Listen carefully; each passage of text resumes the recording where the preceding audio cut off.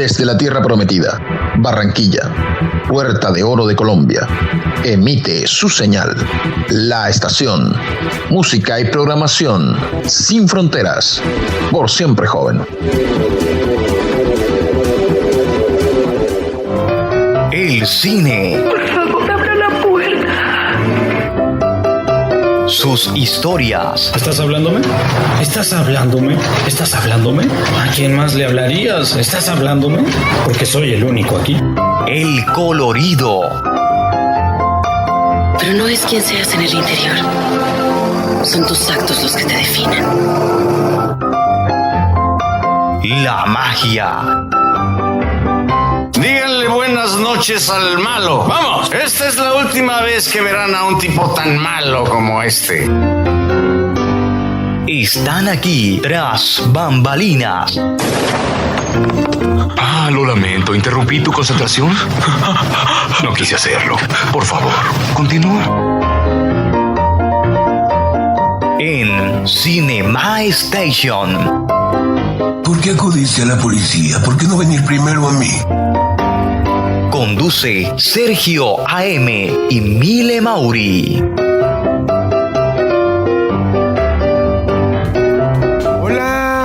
Hola, hoy es miércoles 11 de agosto de 2021. Yo soy Sergio A.M. Le enviamos un saludo muy cordial y lleno de afecto a Mile Mauri, y de igual manera y de igual forma saludamos a Álvaro Velázquez, amigos, compañeros de Sonámbulos y de Cinema Station. Hoy tenemos el cierre de ciclo del maestro Brian De Palma en su episodio 4, Los Intocables, una cinta que dio mucho de qué hablar.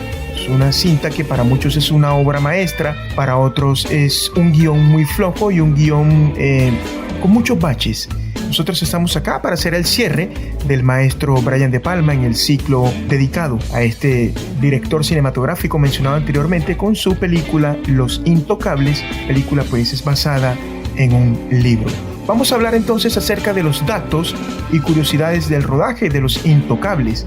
La película se inspira directamente en la vida del productor Art Leeson, conocido por títulos como Los Intocables de Elliot Ness, de Brian De Palma, El Club de la Pelea de David Fincher e incluso Hacia Rutas Salvajes de Sean Penn en 2002. Leeson publicó What Just Happened, Bitter Hollywood, Tale from the Front Line, que rápidamente terminó por convertirse en un bestseller ácido e hilarante. El libro trata sus memorias y las anécdotas más punzantes que se producen entre los bastidores de Hollywood, el juego del poder, intrigas y caprichos narcisistas incluidos. Años después, el propio Leeson elaboró un guión a partir de su libro, sugerencia que le hizo ni más ni menos que el gran Robert De Niro. Kevin Costner arrancó con Los Intocables, la época dorada de su carrera, que luego continuaría con películas como Danza con Lobos, John F. Kennedy, Robin Hood o El Guardaespaldas. Los años de éxito de Costner pudieron no haber llegado si no hubiera conseguido el papel protagonista en el film de Brian De Palma, y a punto estuvo de no hacerlo, ya que la lista de actores que estuvieron cerca de Elliot Ness es larga. Nombres como Nick Nolte, Tom Berenger, William Hart, Jack Nicholson, Don Johnson, Jeff Bridges, Mel Gibson, Michael Douglas e incluso Harrison Ford llegaron a sonar en algún momento con mayor o menos fuerza. De igual manera, todos muy talentosos, de igual manera todos con carreras impresionantes en Hollywood, igual que Kevin Costner y los nombres de los actores que mencionamos anteriormente. En realidad, cualquiera de ellos pudo haber personificado con éxito y con lujos de detalles la película de Los Intocables. Albert H. Wolf, el último sobreviviente del equipo real de Los Intocables, fue consultor en la película y ayudó a Kevin Costner en su interpretación de Elliot Ness. Si Costner tuvo la competencia para conseguir su papel, tampoco fue Robert De Niro la única opción para interpretar a Al Capone, aunque sí la primera para Brian De Palma. Había hablado con Bob Hoskins la posibilidad de dar vida al capo. Si De Niro finalmente no aceptaba el papel, como De Niro finalmente fue el elegido, la productora envió a Hoskins un cheque por $20,000 en agradecimiento por su compromiso.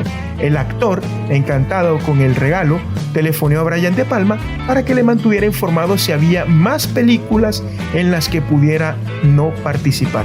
Claro, imagínense, un cheque en aquel entonces, en aquel tiempo, de $20,000 por no participar, amigos oyentes, a quienes les envío muchos saludos a esta hora que nos estén escuchando en Cinema Station a través de YouTube o a través de Spotify. Robert De Niro, caracterizado como Al Capone, da titulares a la prensa que ríe tras sus gracias mientras recibe una sesión de afeitado y manicure en una de las escenas más características de la película. El guiño que De Palma quiso añadir a esta escena se encuentra en el atrezo de la misma, ya que parte de los utensilios que los asistentes del hombre fuera de la mafia de Chicago utilizan para acicalarle pertenecieron al verdadero Al Capone. Por desgracia para los intocables, su lucha contra Al Capone terminó convirtiéndolos en tocables, tal y como reza la sangre de Wallace, Charles Martin Smith, sobre la pared cuando la mafia lo localiza desprevenido y acaba con su vida. Dos de los hombres del grupo inicial de Ness no llegan al final de la película, pero ¿por qué precisamente esos dos? Es la pregunta que cualquiera de ustedes, amigos oyentes, cinéfilos, adeptos al cine, se pueden llegar a hacer. Buscándole tres pies al gato, que es de lo que se trata, debemos advertir que tanto Wallace como Malone cometen un error en algún momento del metraje. Efectivamente, beben alcohol durante la ley seca. Recordemos que la película se basa en la ley seca en Chicago por aquel tiempo o por aquellos años. Sean Connery, nacido en Edimburgo y orgulloso escocés, interpreta a Los Intocables al veterano Jim Malone, papel que le valió multitud de premios, entre los que destaca el Oscar como mejor actor de reparto o actor secundario. Esta lluvia de galardones no evitó que para el público británico su acento de policía irlandés no resultase creíble del todo, dado que él renuncie a su indeleble acento escocés. Tanto es así que la revista Empire le situó en lo más alto de su lista de los peores acentos por votación popular en su participación en la película de Brian De Palma. Bueno, ya esto tiene que ver ya con las críticas, con los gustos y con todo lo que se teje tras bambalinas en Hollywood. Si hablamos de Los Intocables, irremediablemente viene a nuestra cabeza la escena en que Elliot Ness y el agente Stone, que fue personificado por Andy García, esperan en la estación del tren la llegada del contable de Al Capone, la secuencia que se convertiría en seña de identidad de la película. Sin embargo, no era así en un principio. Según el guión original, el tiroteo se produce con el propio tren como escenario, pero para los productores resultó excesivamente caro conseguir un tren de los años 30, por lo que decidieron que el cruce de disparos tuviera lugar en las escaleras de la estación. Todo esto pues obviando todo lo que los críticos, los cineastas, los cinéfilos y los adeptos pues observan en las películas, todo para tener una secuencia no tan llena de crítica y que sea muy creíble. La escena de la estación de tren, además de símbolo de Los Intocables, es un conocido homenaje de Brian De Palma a una escena del acorazado Potemkin. El carrito del niño bajando escalones mientras fuera se desata un infierno de disparos es un ícono tanto de una como de otra película. Para dejar claro el homenaje a Einstein, De Palma añadió a su escena a un grupo de marineros en clara referencia a los marineros que asaltan Odessa en la película de 1925. Robert De Niro, actor de método, insistió en que para meterse totalmente en su papel tenía que llevar incluso la misma ropa interior de Al Capone, que siempre vestía calzoncillos de seda. Los productores, al servicio de la estrella, proporcionaron al actor la ropa que requería, pese a que en ningún momento de la película se ve a De Niro en paños menores. Giorgio Armani fue el encargado de diseñar los trajes para gángsters y policías. El modisto, cuyos diseños ya se habían dejado ver en la serie Corrupción en Miami o Miami Vice, llegó a proponer a Don Johnson para interpretar el papel de Elliot Ness, ya que según él era su musa masculina. Vaya relato este. Los calzoncillos no eran suficientes para conseguir interpretar a un buen Al Capone, de modo que Robert De Niro además subió cerca de 15 kilos y se rasuró parte de la cabeza para que su peinado se precisase más al del verdadero gángster, de frente más despejada. Sin embargo, el trabajo de engorde de Niro fue suficiente para alcanzar el volumen de Capone, por lo que en algunas escenas tuvo que llevar relleno debajo de la ropa. Todos estos datos no es que los ignoremos, son datos que no alcanzamos a verlos o a saberlos porque no hay quien nos los cuente en el sentido de publicaciones, en el sentido de blogs, en el sentido de canales de podcast donde nos den toda esta información que también sirve para engalanar el cine y que estas informaciones son muy válidas para nosotros saber por todo el proceso por el cual transita un actor o una actriz. El verdadero Al Capone, el sanguinario gángster empapelado por evasión de impuestos, fue conocido en el Chicago de los años 30 como Scarface, cara de cicatriz o cara cortada. Recordemos que nosotros tuvimos acá el ciclo de Tony Montana con Al Pacino y con un gran elenco, Michelle Pfeiffer entre ellos, debido a una marca que tenía en la cara producto de un navajazo. Precisamente, Scarface fue uno de los grandes éxitos de Brian De Palma y llegó a los cines apenas 4 años antes que Los Intocables, protagonizada por Pacino, como lo relatábamos anteriormente. Tanto Pacino como Robert De Niro gozaban en una impecable reputación a la hora de interpretar gángsters, después de sus respectivas participaciones en la saga de El Padrino muchos años antes. Bien, esto tiene que ver con todas las bambalinas que hay tras el cine, tras el séptimo arte, tras las líneas, tras los guiones. Esta primera parte del programa, donde nosotros damos datos y curiosidades del rodaje de las películas que tenemos como invitadas, de las cuales hacemos galas. Vamos a entrar en la segunda parte del programa, que es el análisis cinematográfico de la película. El guión de esta película es nada menos que de David Mamet, según algunos, uno de los mejores guionistas del mundo. Para algunos, un guión flojo. La dirección hizo gala de ese gran elenco. Su resultado global final son dignos de una obra maestra, la legendaria historia de la ley seca, que tuvo como protagonista al gángster más famoso de cuantos hayan existido. Él es Al Capone. El conflicto del guión de Los Intocables se pone en marcha cuando el Departamento de Tesoro manda a Elliot Ness a la policía de Chicago para organizar una fuerza especial que derribe a la organización criminal de Capone. Ese es el guión de Los Intocables, sencillo, puntual y siempre con la acción adelante de todo, considerada por muchos una cinta de culto. Repito, Los Intocables hay que observarla, hay que analizar todo lo que hay dentro del cine: diseño de producción, vestuario, maquillaje, peinado, guiones, dirección de fotografía, esquemas de iluminación, encuadres, planos, todo esto, secuencias, todo esto hay que analizarlo. Bien, vamos a hablar de la dirección de fotografía de Los Intocables. Brun comenzó su preparación para la producción mirando el trabajo de los fotógrafos de la época como Margaret Burger White, Alfred Eisenstein y Alfred Stieglitz, todos fotoperiodistas y fotógrafos industriales de la época. Después de analizar mucho el estilo fotográfico de la época, decidieron que uno de los elementos clave del diseño de la imagen serían las imágenes repetitivas. La integridad de la composición en Los Intocables se preserva cuidadosamente e incluso en las exposiciones de 70 milímetros utilizando el proceso completo de Technicolor.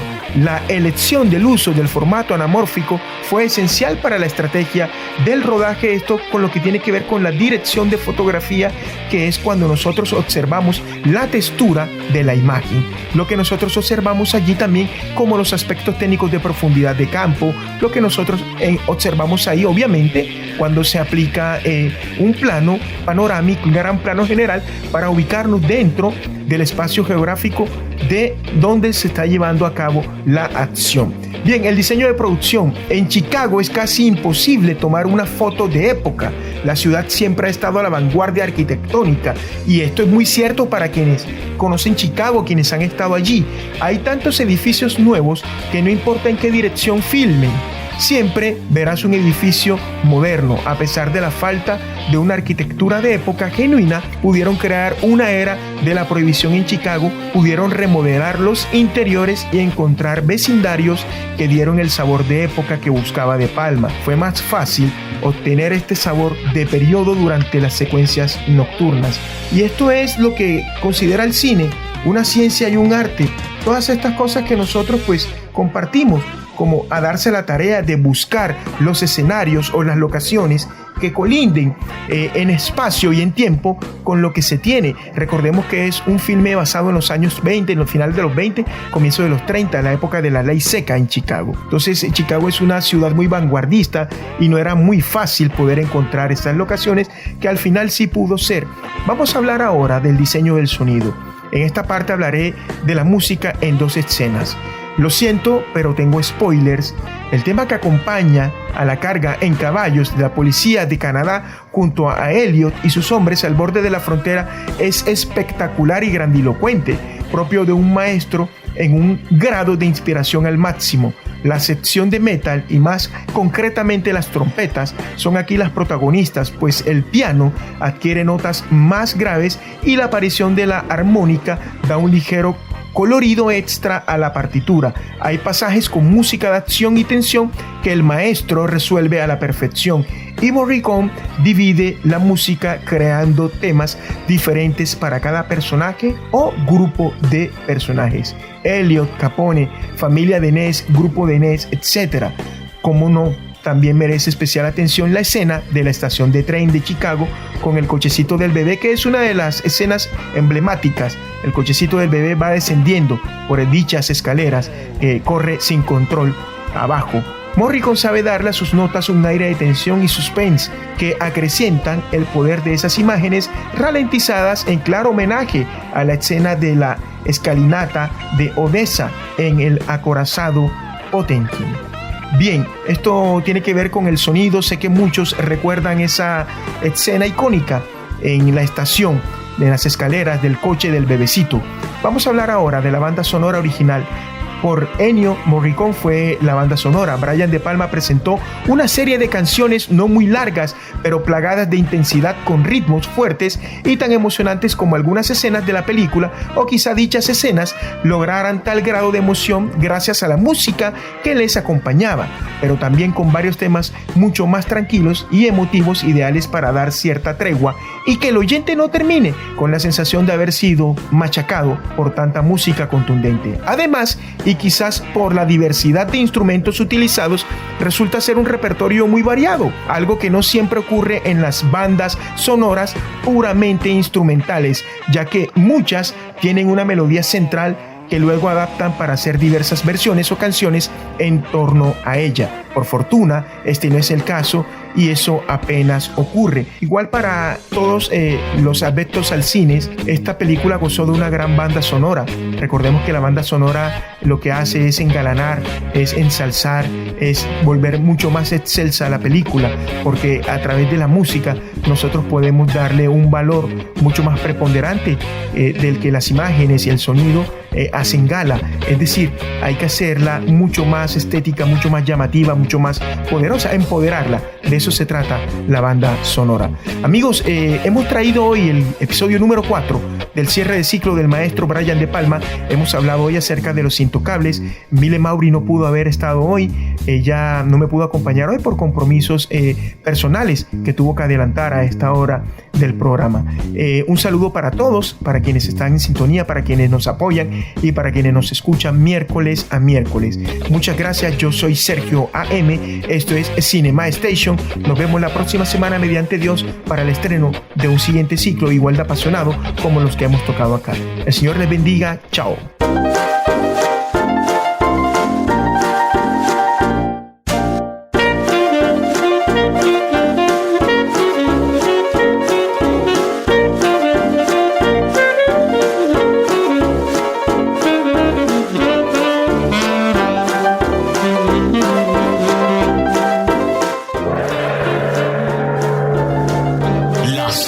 Maravilla del mundo, el séptimo arte, Cinema Station.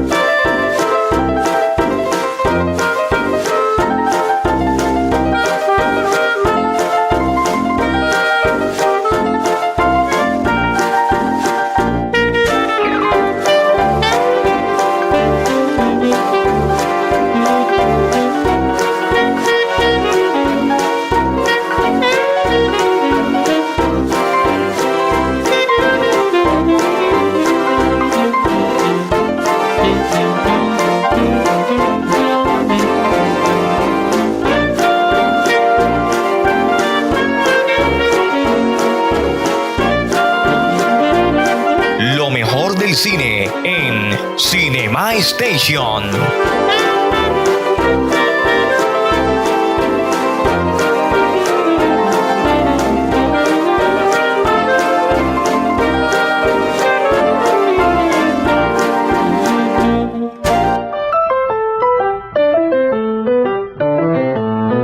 Cinema Station, miércoles 8 p.m. por Estación Radio Online.